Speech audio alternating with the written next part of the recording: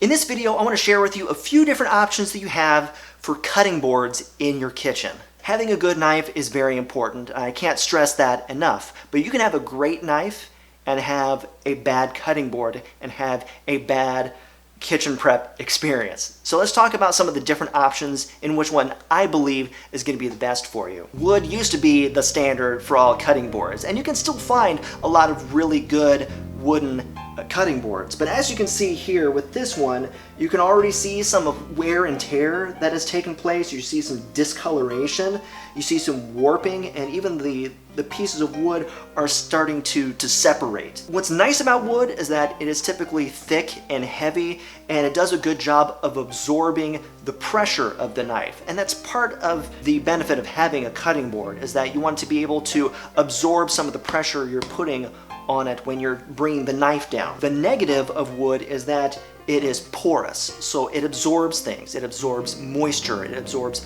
oil, and it can also harbor dangerous bacteria if it is not cleaned properly. As it gets old, it starts to discolor, and it starts to warp and come apart. With those little cracks and crevices there, those are certainly places where bacteria can hide out and could be a potential cause for contamination for whatever food that you're placing on it. So with this, you can see the grain is going horizontally with the cutting board. An end grain cutting board has the grains going up and down, and so you're cutting into the end of the pieces of wood. Those tend to last a little bit longer.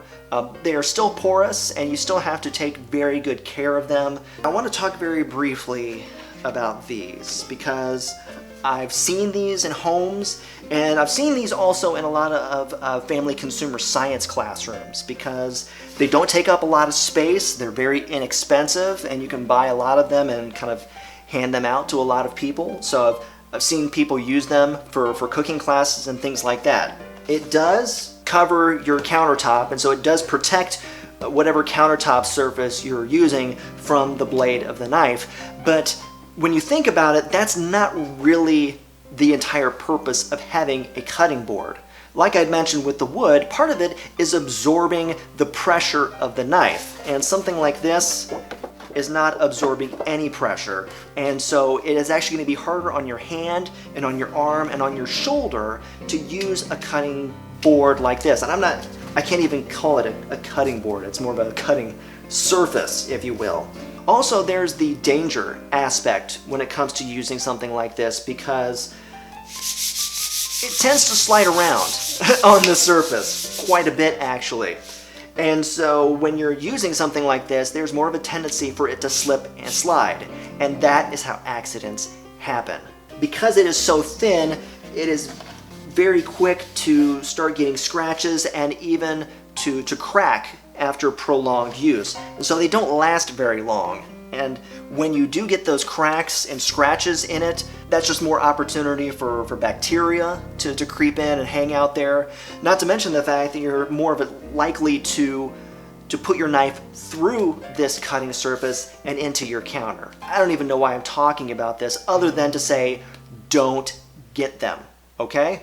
Now let's talk about what I would consider to be the more standard modern style of cutting board. This is an OXO cutting board. This is what I use in my home kitchen and also in all of my hands-on kitchen sessions and demonstrations. The reason for that being, it is a little bit thicker than the other plastic cutting surface.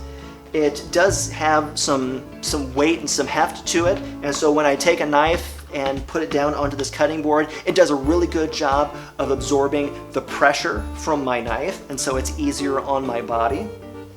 Also notice that it has these little tiny non-slip grip feet on both sides of the cutting board, and so it does not slip and slide around on the countertop surface nearly as much. I'm gonna call you up for lunch in just a little bit, okay?